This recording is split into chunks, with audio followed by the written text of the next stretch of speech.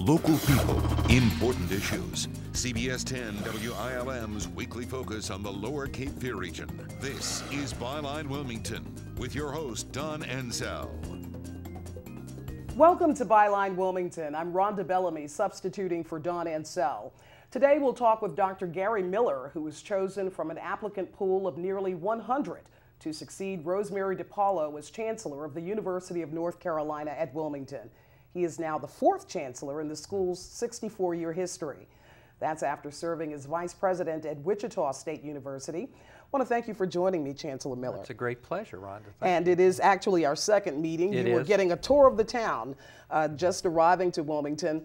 But want to just go talk a little bit about your educational background. Undergraduate at the College of William & Mary. Sure, I went to William & Mary from Western Virginia, where I grew up, and stayed there for a bachelor's degree and a master's degree, and then went on to Mississippi State University for a PhD. And we've been having jobs and taking positions since then in higher education. You're back on the Eastern Seaboard now. Yeah, and that's really good. We have three grown children. Two of them live on the East Coast and one in Texas, so it's a real nice change for us to be here. Wichita, Wilmington, lots of differences, I can imagine. There are a lot of differences. Wichita is a fairly large city, larger than Wilmington, considerably larger. It's about 600,000, manufacturing city. But Wilmington and Wichita are very similar in the makeup of the population. A lot of people in Wichita that did not grow up there, that moved to town, just like Wilmington. And the commerce in the two areas is very similar, even though the size is different. So we feel pretty comfortable in this environment. You are coming from a school that had a population of about 15,000 students? 14 and a half, yeah, about 15,000.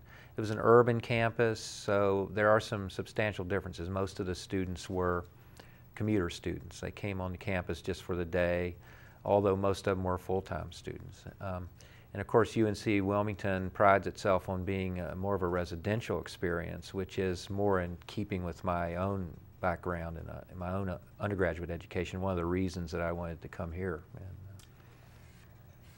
We have been noticing that first of all, you were faced when you first got to Wilmington with a $16 million shortfall in terms of state appropriation. So one of your first orders of business was to try to reconcile what you wanted to do with what was available.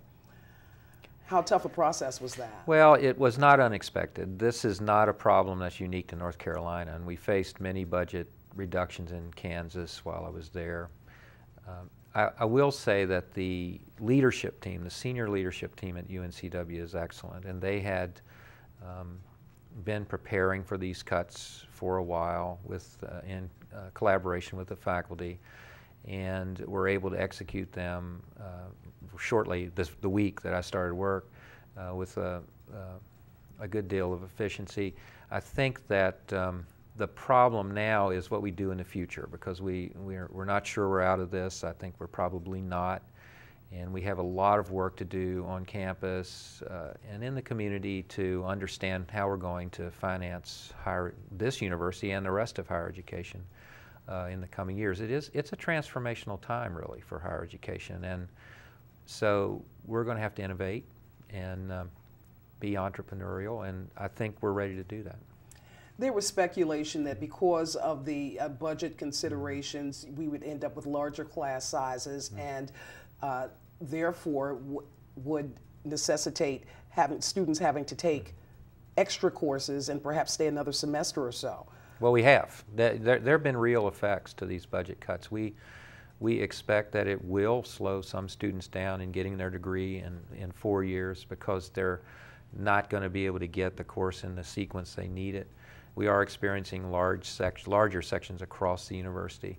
The real problem, the real effect of this is the loss of human capital at the university, not only ours. I mean, you talk about the UNC system, arguably one of the best in the world, losing about 3,000 people, most of them in instructional positions, $400 million in cuts. that has an effect everywhere. And in talking to other chancellors around the system, I can tell you it's being felt by students. And what we have to do now is to continue to work on how we deliver this education to mitigate for that problem that students are facing. Harkening back to the present economic situation, do higher education officials have to rethink how we educate and what we're educating for? We do, but we also have to be really careful to